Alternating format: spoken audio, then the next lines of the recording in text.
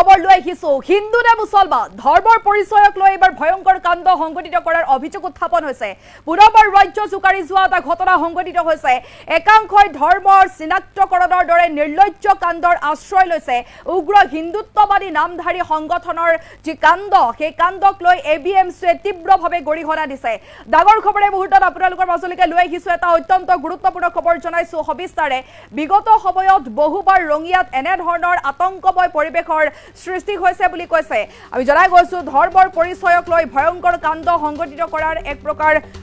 ঘটনা সংঘটিত হৈছে ভয়ংকৰ কাণ্ড কৰিছে বুলি জানিব পৰা গৈছে পুনৰ ৰাজ্য জুকাৰি যোৱা এটা বিক্ষিপ্ত ঘটনা সংঘটিত হৈছে আমি জনাইছো একাংশই ধৰ্ম চিনাক্তকৰণৰ দৰে নিৰ্লজ্জ কাণ্ডৰ আশ্ৰয় লৈছে উগ্ৰ হিন্দুত্ববাদী নামধাৰী সংগঠনৰ যি কাণ্ড এই কাণ্ডক লৈ এবিএমচিয়ে তীব্ৰভাৱে গৰিহণা দিছে বুলি জানিব পৰা গৈছে বিগত সময়ত বহুবাৰ ৰঙিয়াত আতংকময় পৰিবেশৰ সৃষ্টি হৈছে যি ঘটনা সংঘটিত হৈছে তাৰ পূৰ্বে এনে ধৰণৰ ঘটনা সংঘটিত হৈছে বুলি অভিযোগ উত্থাপন হৈছে সাধাৰণ লোক ৰঙিয়া চহৰৰ মাজেৰে পাৰ হ'বলৈ ভয় কৰা হৈছে এতিয়ালৈকে ৰঙিয়া আৰক্ষীয়ে কোনো ধৰণৰ ব্যৱস্থা গ্ৰহণ নাই কৰা তিনি যুৱকৰে ৰঙিয়াত সংঘটিত হোৱা ভয়ংকৰ কাণ্ডক লৈ এইবাৰ সৰব হৈ পৰিছে এবিএমচি সমগ্ৰ ঘটনাক এবিএমচিৰ সভাপতি টাইছন হুছেইনৰ তীব্ৰ প্ৰতিক্ৰিয়া তিনি যুৱকৰ ৰঙিয়া তিনিআলিত সংঘটিত হৈছিল তিনি যুৱকে এটা ভয়ংকৰ কাণ্ড সংঘটিত কৰিছিল বুলি জানিব পৰা গৈছে আৰু এটা সংগঠনৰ কৰ্মীয়ে ধৰ্মৰ পৰিচয়ক লৈ বলপূৰ্বকভাৱে ভয়ংকৰ কাণ্ড সংঘটিত কৰাৰ অভিযোগ উত্থাপন হৈছে 16 জুনত ৰঙিয়াৰ পদুম পুখুৰীৰ কাষত এই কাণ্ড সংঘটিত হৈছিল হিন্দু নে মুছলমান তাকে লৈ তিনিজন যুৱকৰ প্ৰশ্নৰ উপৰি ভয়ংকৰ কাণ্ড সংঘটিত কৰিছে বুলি এক প্ৰকাৰ অভিযোগ উত্থাপন হৈছে আৰু এই ঘটনাক লৈ ৰঙিয়া আৰক্ষীয়েও নিজাববীয়াকৈ ৰুজু কৰিছে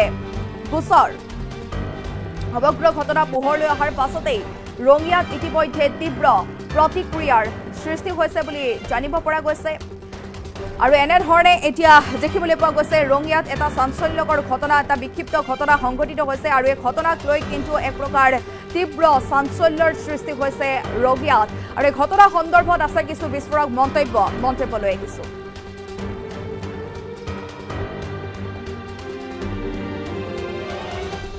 যোৱা 16 জুনৰ নিশা কামৰূপ জিলাৰ ৰঙিয়া আৰক্ষী থানাৰ অন্তৰ্গত ৰঙিয়া চহৰৰ মাজমজিয়াত পদুম পুখুৰীৰ সন্মুখত ৰঙিয়া ষ্টেচনত নিজৰ সম্পৰ্কীয় ককায়েক এজনক ট্ৰেইনত উঠাই দি উভতি আহি থকা অৱস্থাত তামুলপুৰ জিলাৰ কুমাৰীকাটাৰ অঞ্চলৰ তিনিজন যুৱক ক্ৰমে গোপেশ শীল ৰতন শীল আৰু সুশীল বিশ্বাসৰ গাড়ীৰ চকা যি পামচাৰ হ'ল আৰু পামচাৰ হোৱাৰ পিছতে সেই চকা মেৰামতি কৰি থকা অৱস্থাত তাত একাংশ উগ্ৰ হিন্দুত্ববাদী সংগঠনৰ নামধাৰী যুৱকে যি আক্ৰমণ কৰিলে আক্ৰমণ কৰাৰ পিছত গুপ্তাংগ পৰীক্ষা কৰি ধৰ্মীয় পৰিচয় পৰীক্ষা কৰাৰ যি অভিযোগ উত্থাপন হৈছে এই ঘটনা ইতিমধ্যে সমগ্ৰ অসমতে কিন্তু তীব্ৰ প্ৰতিক্ৰিয়া প্ৰকাশ কৰিছে তীব্ৰ প্ৰতিক্ৰিয়া সৃষ্টি কৰিছে তো এতিয়া কথাটো হ'ল আমি স্পষ্টকৈ এবিএমচিয়ে এই ক্ষেত্ৰত দাবী জনাইছো যে আজি ঐতিহ্যমণ্ডিত ৰঙিয়া চহৰৰ মাজমজিয়াত তিনিজন যুৱকক একাংশ উগ্ৰ হিন্দুত্ববাদী সংগঠনৰ নামধাৰী একাংশ দুৰ্বৃত্তই মুকলিভাৱে এনেকৈ আক্ৰমণ কৰিলে মাৰপিট কৰিলে আৰু পৰৱৰ্তী পৰ্যায়ত সেই যুৱক তিনিজনৰ ধৰ্মীয় পৰিচয় উদ্ঘাটন কৰিবলৈ যে গুপ্তাংগ পৰীক্ষাৰ দৰে যে নিকৃষ্ট কাণ্ড সংঘটিত কৰিলে এই ঘটনাক আমি সদৌ বিটিচি সংখ্যালঘু ছাত্ৰ সন্থা এবিএমচি তীব্ৰ ভাষাৰে গৰিহণা জনাইছো আজি চাওক আমি দেখিবলৈ পাইছো বিগত কেইটামান দিনত বিশেষকৈ ৰঙিয়া চহৰত একাংশ উগ্ৰ হিন্দুত্ববাদী সংগঠনৰ নামধাৰী যুৱকে এক আতংকময় পৰিৱেশৰ সৃষ্টি কৰিছে আজি যি ঐতিহ্যমণ্ডিত ৰঙিয়া যি ৰঙিয়া চহৰখন সমগ্ৰ তামুলপুৰ গোৰেশ্বৰ কুমাৰীকাটা দাৰকুচি আপোনাৰ এই বৃহত্তৰ উত্তৰ অঞ্চলৰ যি আয়ুস ৰেখা লাইফ লাইন বুলি কোৱা হয় সেই ৰঙিয়া চহৰৰ মাজেদি আজি যাবলৈ একোজন সাধাৰণ নাগৰিক কিন্তু আতংকত বা ভয়ত বা শংকাৰ মাজেৰে কিন্তু পাৰ হ'ব লগা হৈছে কিয় এই পৰিৱেশ সৃষ্টি হৈছে সেই প্ৰশ্ন আমি উত্থাপন কৰিছো আজি ৰঙিয়া চহৰৰ মাজমজিয়াত কুমাৰীকাটা অঞ্চলৰ তিনিজন যুৱক নিজৰ ককায়েকক ট্ৰেইনত উঠাই দি উভতি অহা অৱস্থাত ৰাষ্ট্ৰীয় ঘাইপথ 127 ডিত পদুমপুখুৰী সন্মুখত যি মুকলিভাৱে আক্ৰমণ কৰিলে, গুপ্তাংগ পৰীক্ষা কৰিলে, যি সময়ত আৰক্ষী আহি উপস্থিত হৈ সেই যুৱক তিনিজনক সেই উদণ্ড যুৱকসকলৰ পৰা প্ৰাণ ৰক্ষা কৰালে। কিন্তু এতিয়ালৈকে ৰঙিয়া আৰক্ষীয়ে এই ক্ষেত্ৰত সম্পূৰ্ণ নিৰ্বিকাৰ আৰু কোনো ধৰণৰ ব্যৱস্থা গ্ৰহণ কৰা নাই। কোনো ধৰণৰ আৰক্ষীয়ে যিখিনি ব্যৱস্থা গ্ৰহণ কৰিব লাগিছিল সেইখিনি ব্যৱস্থা গ্ৰহণ কৰা নাই। আমি সংবাদ মাধ্যমত যি বাতৰি পৰিৱেশন হৈছে সেই বাতৰিৰ জৰিয়তে আমি জানিব পাৰিছো যে ৰঙিয়া আৰক্ষীয়ে উক্ত ঘটনাত বা উক্ত যি অপৰাধ সংঘটিত কৰিছিল এই অপৰাধৰ সৈতে জড়িত থকা এজন যুৱকক আটক কৰি পৰৱৰ্তী পৰ্যায়ত ভাৰতীয় নাগৰিক ন্যায় সংহিতা BNSSৰ 35(3) নটিচত তেওঁক যাব দিছে। এতিয়া আমি প্ৰশ্ন কৰিছো, আমি ৰঙিয়া আৰক্ষী থানাৰ ভাৰপ্ৰাপ্ত বিষয়াক আমি প্ৰশ্ন কৰিছো, কামৰূপ জিলাৰ সন্মানীয় আৰক্ষী অধীক্ষক ডাঙৰীয়াক আমি প্ৰশ্ন কৰিছো, ৰঙিয়া সমজিলাৰ আৰক্ষী অধীক্ষক ডাঙৰীয়াক আমি ABMCই প্ৰশ্ন কৰিছো। আজি